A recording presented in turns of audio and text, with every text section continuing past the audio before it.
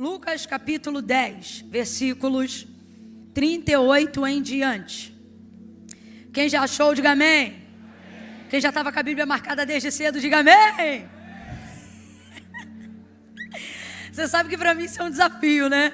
Não é hábito, né? A gente tem aquela... Rapaz, é porque eu estou debaixo de obediência, pastor Lucas, porque a gente prega e acha que é aquela porção, mas não é assim não, né? A palavra do Senhor se renova. Versículo 38 em diante, diz assim: indo eles de caminho, entrou numa aldeia, e certa mulher por nome Marta, qual é o nome dela, gente? O recebeu em sua casa. E tinha esta uma irmã chamada Maria, a qual, assentando-se aos pés de Jesus, ouvia a sua palavra. Marta, porém, andava distraída em muitos serviços. E aproximando-se, disse: Senhor, não te importas de que minha irmã me deixe servir só? Diga-lhe, pois, que se levante e me ajude. E respondeu-lhe Jesus: Marta, Marta, estás ansiosa e preocupada com muitas coisas, mas uma só é necessária. E Maria escolheu esta, a boa parte, a qual não lhe será tirada. E você diz amém. Você pode pôr sua Bíblia sobre o seu assento e permanecer de pé? Oh, aleluia! Aleluia! Aleluia! Oh, glória a Deus! Você consegue levantar uma das suas mãos ou as duas aos céus e render graças ao Senhor nessa noite? Oh, aleluia! Senhor, nós te louvamos nessa noite. Obrigada pela exposição do texto sagrado. Obrigada, Senhor, por podermos estar diante da tua palavra viva, eficaz, mais penetrante do que qualquer espada de dois gumes, que penetra profundamente até a divisão da alma e do espírito, juntas e medula, e é apta para discernir os pensamentos e as intenções do coração. Ah, Senhor, nós te glorificamos. Perdão, Senhor, a igreja não ouviu. Nós te glorificamos pela tua palavra que é maravilhosa. Por ela os céus e a terra foram formados. Por ela nós estamos aqui e existimos. Porque tu disseste: haja e ouve, porque tudo obedece à sua voz quando o Senhor manda. Por isso estamos aqui diante da tua palavra e te pedimos: fala conosco, Senhor. Fala conosco nesta noite. Fala conosco mais uma vez. Fala conosco por tua bondade e tua misericórdia. Não queremos voz de homens, queremos a tua voz, porque é a sua voz que arruma a bagunça do nosso interior. É a sua voz que organiza os nossos pensamentos. É a sua voz que nos dá uma direção do que fazer.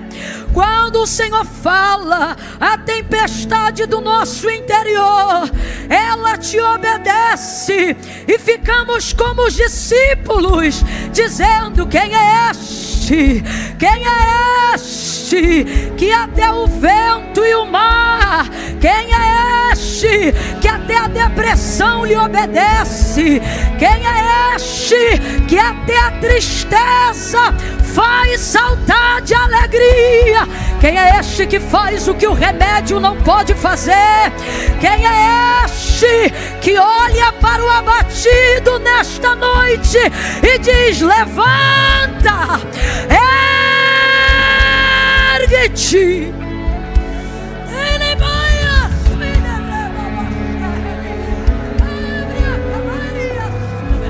O teu Espírito se move em nós nesta noite.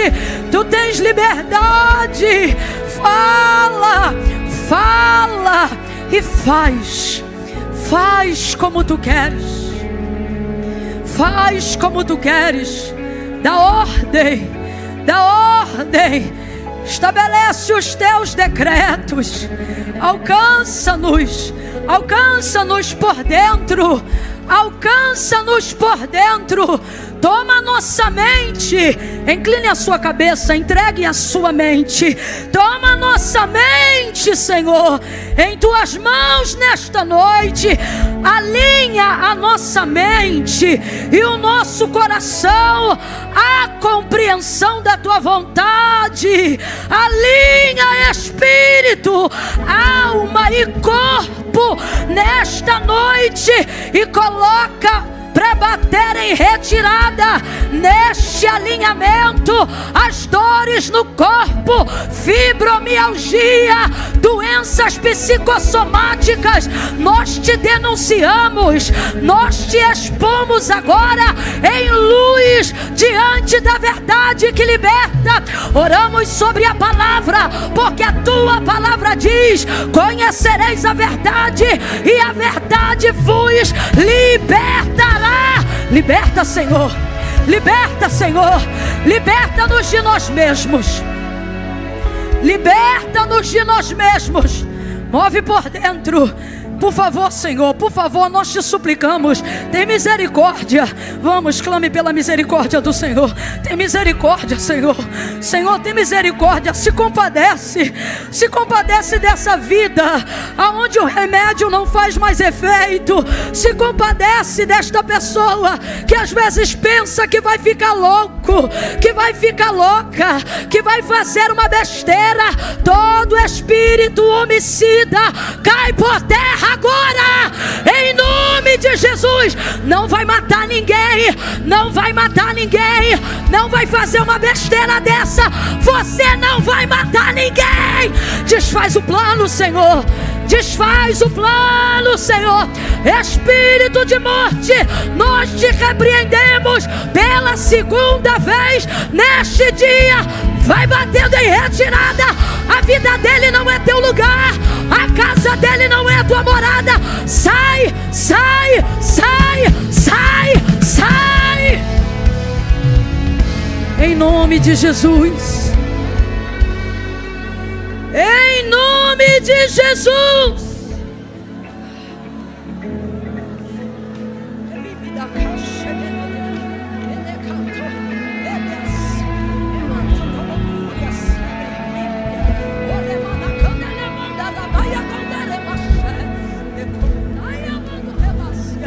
Senhor, essa é a nossa oração, a nossa súplica nessa noite de domingo, o nosso clamor. Esse é o nosso clamor, esse é o nosso clamor. Ouve o nosso clamor, o nosso clamor, o nosso clamor.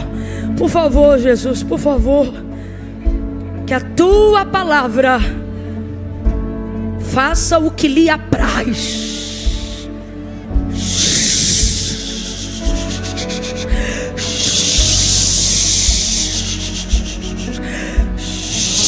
Faz o que lhe apraz. Tu tens a liberdade, Espírito Santo, Espírito Santo de Deus. Fala conosco. Põe a mão no seu coração. Fala conosco, Senhor. Em nome de Jesus. Libera a tua palavra, por favor. Em nome de Jesus. Amém e amém. Aleluia. Senta nesse mesmo clima de reverência. Senta glorificando a Deus.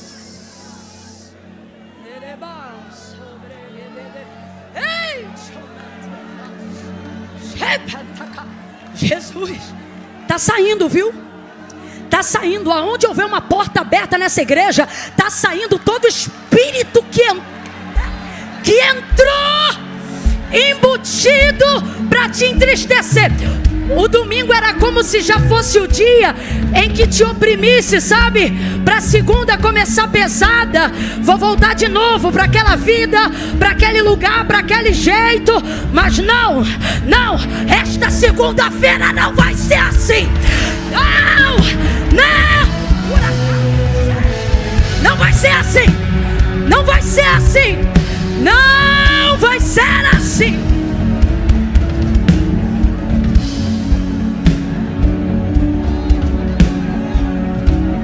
Em nome de Jesus. Em nome de Jesus. Aleluia. Aleluia.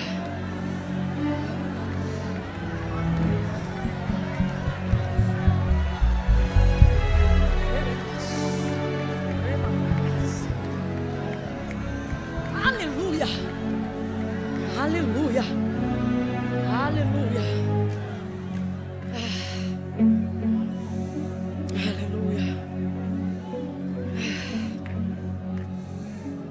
Aleluia. Aleluia. Aleluia. Aleluia.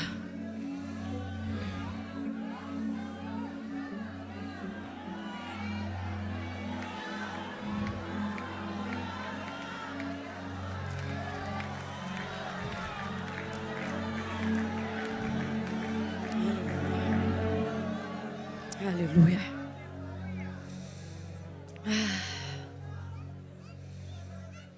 Aleluia. O texto que acabamos de fazer menção aqui nessa noite carrega algumas verdades que promovem em nós tanta empatia, sabe? Tanta comunicação entre nós e essas pessoas, tanta semelhança. Principalmente sobre a pessoa de Marta. Principalmente sobre a pessoa de Marta. Marta era uma mulher de muita influência e a gente sabe disso porque você vai perceber que o texto aponta um protagonismo para ela. Ela, abaixo de Jesus, é claro, ela é a pessoa que inicia aqui a narrativa com o maior protagonismo do texto, porque ela tinha o governo da sua casa, o governo da sua família. Apesar de serem 3 irmãos, Marta, Maria e Lázaro, Marta tem esse apontamento, né? Eu me lembro que, você vai lembrar comigo, que quando Lázaro, o irmão dela, morreu, Jesus chegou 4 dias depois e antes mesmo de entrar na aldeia de Betânia, Marta teve informação de que ele estava chegando e ele saiu ao encontro. Olha como ela é bem relacionada, olha como ela tem influência sobre a comunidade local, olha como ela exerce um nível de controle muito grande, não só sobre as coisas que acontecem com ela, mas principalmente com as coisas que acontecem ao seu redor. Uma outra coisa importante que a gente precisa refletir sobre Marta é que o nível de angústia, tribulação, distração, cansaço, estresse que Marta vai viver nesse episódio ao receber Jesus em sua casa não é o tipo de coisas que são conferidas às pessoas alienadas. Se você prestar atenção, você vai ver que o versículo 40 diz assim, ó: Marta, porém, andava distraída em muitos serviços. Não é distraída na casa da vizinha, não é distraída falando mal dos outros. Você está entendendo? Não é distraída o dia inteiro no WhatsApp, não. É ocupada, fazendo coisas que ela considerava serem urgentes, relevantes para aquele momento da vida dela. Afinal, Marta está envolvida nesse contexto porque decidiu receber Jesus em casa. Não foi ele que se convidou, diferente, por exemplo, de Zaqueu, que não tinha se preparado, porque foi o Senhor que falou: olha, desce depressa, porque hoje me convém pousar, entrar em sua casa. Marta não, o convite parte dela para ele, é ela que recebe Jesus em casa.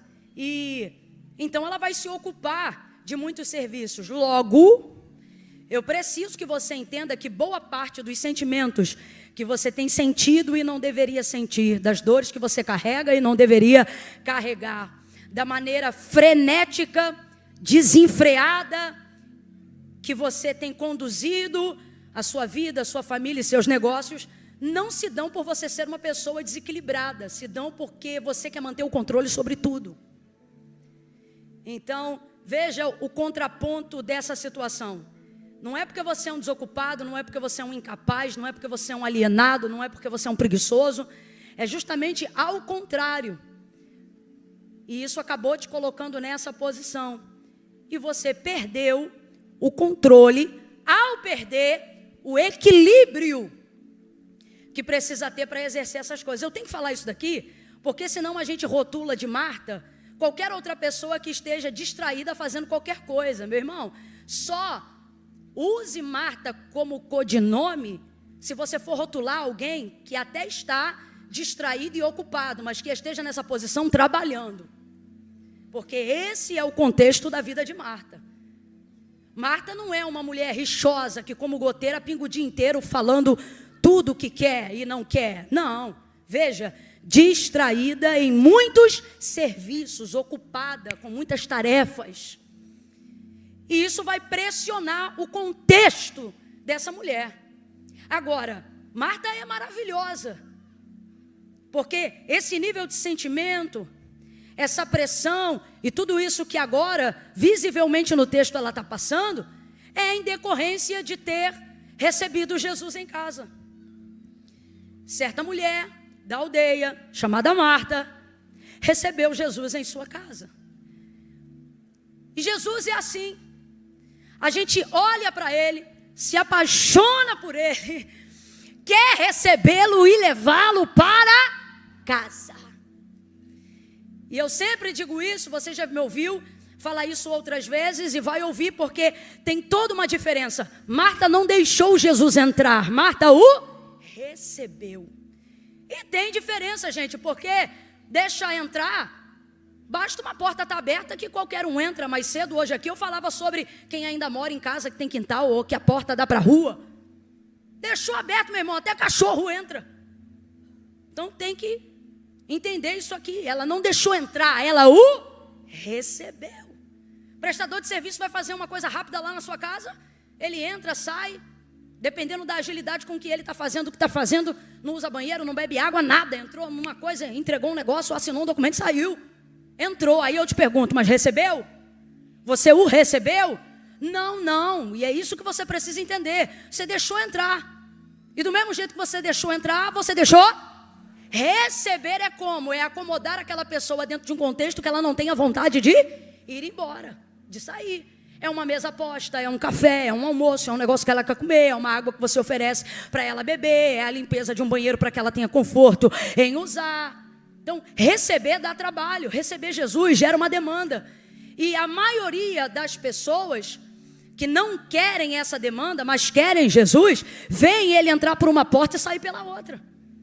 E esse contexto aqui, ele é muito real. Você vai perceber, por exemplo, que a mulher pecadora vai entrar na casa de um fariseu chamado Simão, e porque Jesus estava lá dentro, ela entra também dentro dessa casa, aquela que derrama um vaso de puro nardo, sabe? Só que Jesus está na casa de Simão, mas Simão não soube recebê-lo.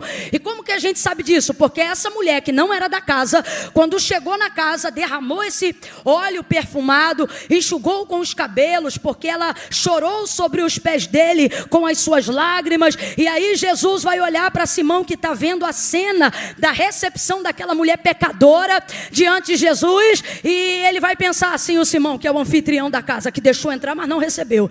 Ele vai dizer assim, pensar, se fosse profeta de verdade, saberia quem é e qual lhe tocou. Ele saberia que essa mulher que está tocando nele é uma pecadora. Aí Jesus diz assim, Simão, uma coisa eu tenho a dizer-te. Ele diz, dize a mestre. Ele diz, eu entrei em tua casa e tu não me recebeu com um beijo. Eu entrei em tua casa, tu não me ungiu com óleo. Eu entrei em tua casa. O que ele está dizendo? Aqui eu não fui recebido por você, aqui eu só. Mas esta, agora tu vê, quem não morava lá, recebeu ele. Porque a recepção não tem a ver com a porta pela qual a pessoa passa, mas a maneira como ela é acolhida aonde ela está. Aí Jesus vai olhar para essa mulher que estava realmente nessa condição e vai dizer, mas esta, desde que eu entrei, ela não cessa de me beijar os pés, ela me ungiu com óleo, ela me regou com lágrimas, ela secou os meus pés com seus próprios cabelos. Então veja, uma coisa é deixar entrar, outra coisa é receber. Marta não é como Simão. Marta recebe. Ela não quer só Jesus, ela está disposta a assumir a responsabilidade que vem junto com quem quer tê-lo na sua vida. Receber Jesus é ter que pegar uma casa que é sua, uma família que é sua e deixar ao serviço dele. E aí agora, no meio dessa ocupação totalmente atarefada, ela está nesse contexto, oh Jesus, atribulada, aflita que só. Olha a situação de Marta, gente. Ela quer receber Jesus, mas só que Jesus não anda sozinho. Jesus não anda sozinho. Quando ele queria ficar sozinho, o texto diz que ele tinha que se retirar, por vezes até se esconder, para que ele pudesse ter um momento a sós de oração com seu Pai que está no céu. Jesus estava sempre acompanhado. Eu costumo dizer que quando ele não estava com ninguém, ele estava com 12. Sem contar a multidão que afluía, como diz Lucas, aonde quer que ele passasse. Então veja, ela quer receber Jesus. Só que Jesus vem acompanhado. Meu Deus. Jesus não vem sozinho, gente. Jesus vem acompanhado. E a verdade é que a gente não se apaixona pelo próximo, a gente se apaixona por Jesus. A gente não quer um envolvimento com quem anda com ele, a gente quer ele. Vamos falar a verdade? O convite que a gente faz para ele. O desejo que a gente tem é por ele. Receber é ele. Vamos falar bem rasgado aqui, que é para todo mundo entender. Muitos querem Jesus, mas não querem a igreja. Quer Jesus, mas não quer os irmãos. Quer Jesus, mas não quer o pastor. Quer Jesus, mas não quer conjunto de normas. Quer Jesus, mas não quer corpo de Cristo. Só que o corpo é chamado de Cristo porque Cristo é o cabeça. Aí a gente pensa assim: eu quero cabeça. E tu já viu cabeça fora do corpo, menino? Quem quer Jesus vai ter que estar disposto a lidar com a demanda que entra na casa quando ele entra também. E essa é a parte mais complicada do processo. Porque nesse mesmo capítulo, Jesus acabara de falar com um homem que desejava servi-lo mais perto. E aí, Jesus vai dizer para ele: cumpre o mandamento. Tu cumpres o mandamento? Amarás o Senhor teu Deus de todo o teu coração, com toda a tua alma, de todo o teu entendimento, e ao teu próximo, como a ti mesmo. Aí Jesus vai dizer assim para ele, vai contar uma parábola. Por quê? Porque ele vai perguntar assim: quem é meu próximo? Aí Jesus vai dizer assim para ele: um homem foi espancado na beira do caminho. Passou o sacerdote, viu este homem e passou de largo. Depois dele passou também um levita, alguém que acreditava-se, né? São pessoas cujo cargo deveria inspirar cuidado ao próximo, mas passou também de largo e ignorou ele. Então passou um samaritano, um bom samaritano. E esse samaritano parou, colocou azeite em suas feridas, deixou dormente em suas dores, lhe oferecendo vinho, colocou ele na parte traseira do seu cavalo, levou ele para uma hospedaria, cuidou dele nessa hospedaria e depois deixou um dinheiro na recepção, dizendo: olha, tudo que ele precisar, você pode colocar na minha conta. Quando eu voltar, eu passo aqui e acerto, mas cuida dele e faz tudo que ele precisa. Jesus contou essa história e virou para este homem e disse para ele: quem te parece que é o teu próximo? Aí ele disse: olha, me parece que é aquele que se compadeceu. Quem? O que teve misericórdia. Nesse caso, o bom samaritano. E ali Jesus vem explicando: então, o teu próximo é esse. Quem é teu próximo? É quem precisa, quem está perto. É quem você pode fazer alguma coisa. Então, é impossível tirar esta referência, gente. Qual? De querer Jesus e não querer se relacionar com o próximo. A palavra do Senhor é muito clara acerca disso, e ela diz assim: olha, se você diz que ama a Deus, a quem nunca viu, odiando o teu próximo, você é mentiroso. Porque como pode amar aquele a quem nunca viu e não amar quem é a sua imagem e semelhança?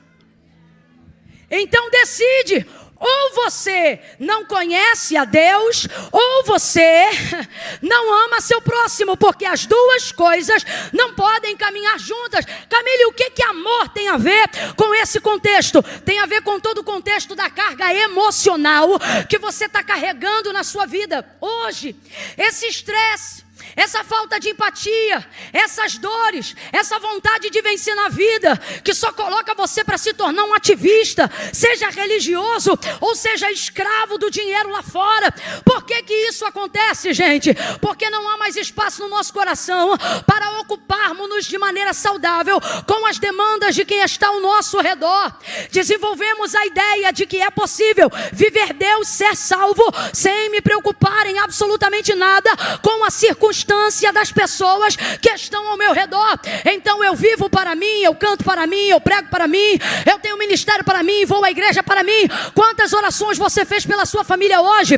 Quantas vezes você mencionou o nome das pessoas que você ama hoje? A Bíblia diz que Jó foi abençoado e o Senhor virou o cativeiro de Jó enquanto ele orava pelos seus amigos. Por que que isso aconteceu? Foi logo depois dele ter dito assim: agora eu sei que tudo tu podes e nenhum dos teus pensamentos podem ser impedidos. Depois de estar na derrocata, no último nível, no fundo do poço da vida, ele não gasta mais tempo fazendo perguntas para Deus: por que que eu estou assim? Me tira daqui. Ou querendo uma justificativa. Não, ele entende que agora, ele compreende que o Senhor tudo pode, inclusive pode deixá-lo assim como ele está. Essa palavra não é tão vitoriosa quanto algumas pensam, dizendo: vamos fazer uma campanha baseada no bem sei que tudo podes. O bem sei que tudo podes de Jó agora eu entendo que se tu quiseres, não precisa me responder porque eu estou assim. Se é aqui que tu quer, é aqui que eu vou ficar e não vou deixar de te adorar por isso. Depois de compreender isso, ele para de buscar só por ele, questionar só pela sua circunstância e começa então a orar pelos seus amigos, gente que lhe era próxima, mas que lhe tinha ofendido porque não havia compreendido qual era a vontade de Deus para a vida dele. Agora veja, não coincidentemente, enquanto Jó ora por eles, Deus vira o cativeiro dele, não do próximo dele. Me ouça! Essa vida de controle absoluto, com você querendo dar conta de tudo no braço, na sua força, na sua carne, só com seu dinheiro, usando toda a sua saúde, isto não funciona. Você tem que entender que tudo pelo qual você está passando deve promover em você o desejo de estar no centro da vontade de Deus. Camila, como é que eu vou passar por isso? Exatamente desse jeito que eu estou falando. É você que passa por essas coisas. Você não pode deixar essas coisas passarem por você. É você atravessando. É você passando. Entende? Você passa pela quimioterapia. Não é ela que está passando por você. Você passa por essa batalha espiritual. Não é ela que está passando por você. Quem tem a espada é você que atravessa. Quem tem a palavra é você que passa. Agora, tem que ter equilíbrio, tem que ter controle, tem que ter inteligência emocional. E como é que eu faço isso? Como é que eu faço isso, Camila? Por que que eu cheguei nesse ponto? Porque você não tem mais ponto de referência. Porque sua vida se tornou uma busca incessante, aonde você precisa romper e fazer sucesso para você. Ou ainda que outras pessoas estejam ligadas ao seu sonho, sua realização. Quando eu tiver eu vou abençoar, quando eu tiver eu vou dar, quando eu tiver eu vou lá. Veja, tudo gira em torno de você. Quando você tiver, quando você puder, quando você fizer, quando você entrar, quando a porta abrir para você, quando Deus fizer um milagre em você. Veja, tudo aquilo que você deseja fazer pelo próximo está terceirizado, porque o centro de toda motivação que gera a ocupação, o estresse, a ansiedade, de tudo que você está vivendo hoje, passa diretamente por você. E por que passa por você? Porque você não passa por eles, eles passam por você. E por que eles estão passando por você? E não você passando por eles? E seus pensamentos estão soltos. Já não consegue ter uma linha de oração. Primeira coisa que você quebrou foi sua vida devocional. E com isso, um efeito dominó começou em todas as áreas. Por quê, Camila? Em que momento eu fiquei assim tão vulnerável? Em que momento eu me tornei um alvo tão maleável, tão fácil? Em que momento isso aconteceu? Pasme, eu não vim hoje aqui utilizar todos os motivos e sacar de todas as informações científicas e psicológicas. Cada um trabalha na área que lhe é proposta. Deus me chamou para pregar a palavra, e aí eu posso lhe dizer pela palavra. Aí eu vou lhe dar um diagnóstico pela palavra. Não é todo, mas pela palavra eu posso lhe dar um. E sabe qual é? E se eu te disser que tua cura, ou maior parte dela, está completamente ligada ao fato de você querer Deus, mas não querer o próximo? Mas por que, Camila? Qual é a conexão? É mandamento, é princípio. Quem quebra princípio será quebrado por ele. Amarás o Senhor teu Deus de todo o teu coração, com toda a tua alma, de toda a tua força, com todo o teu entendimento. Até aí, ok. Estamos aqui diante de um público onde a maioria, até os que estão afastados do caminho do Senhor, mas vieram hoje aqui, tem Deus como seu único Senhor. Podem não ter renunciado, podem não estar ainda servindo, podem não ter aliançado, mas é aqui que eles estão no domingo à noite, dizendo só Deus é o Senhor, ok? Agora, aonde está o problema? Na segunda parte do mesmo versículo, que está no mesmo capítulo. Aonde está o problema? E ao teu próximo como a ti mesmo. E eu falei aqui mais cedo e é real. O problema de amar o próximo não é amar. O problema é o próximo. Não é? E você já percebeu como você é o próximo do próximo, mas sempre lida com o próximo como se você não fosse próximo? Como se você também não fosse o problema de alguém, a crise de alguém, a irritação de alguém, o motivo do mau humor de alguém. Você quer ver uma pergunta legal que dá pra gente fazer, dá pra gente entender aqui? Quem aqui já sentiu? Quem aqui já sentiu? Camila, eu já senti, eu conheço isso. Eu sei o que é ser invejado. Você acredita? Não tem nada, Camila. Mas quem aqui sabe poderia me ajudar a testemunhar dizendo, Camila, eu sei o que é ser invejado. Levanta a mão. Levante a mão sem medo, sem medo. Camila, fulano, rapaz, você acredita? Levante a mão. Veja, isso. Baixa a mão, abaixa a mão. Quem aqui teria coragem de confessar e dizer, Camila, eu fui o invejoso? Diminuiu bastante. Tu vê que a conta não fecha? Deveria ter um invejoso para cada invejado. Para a conta fechar. Vê que a conta não fecha? Por quê? Porque você consegue ver-se atingido pelo outro, mas nunca consegue ver-se sendo quem atinge. Gente, isso é uma realidade. Vai ouvindo porque é coisa séria. Então, compreenda isso. A palavra de Deus fundamenta algo que caracteriza Deus para nós da seguinte maneira. Foi João que disse. Deus é amor. Você nunca viu em nenhuma outra parte tamanha definição sobre Deus atrelada a outras características. Deus é perdão. Deus é misericórdia. Deus é misericórdia. Deus é tudo isso e a gente sabe. Deus é maravilhoso e tal. Mas essa definição aponta para o caráter existencial de Deus na nossa mente. Ou seja, o que devemos ter como primazia de quem Deus é. E aí veja. Deus é amor. Completa aí para mim, por favor. Deus é? Vamos. Deus é? Deus é amor. Muita coisa em você que está para ser curado esses dias não será pelo remédio. Pode ter certeza do que eu estou te falando. Vai ser quando você receber um batismo de amor. O glória a Deus diminui porque você não acredita mais na força do amor. E quem não acredita na força do amor não está desacreditando de um sentimento, está desacreditando do caráter que move Deus entre nós.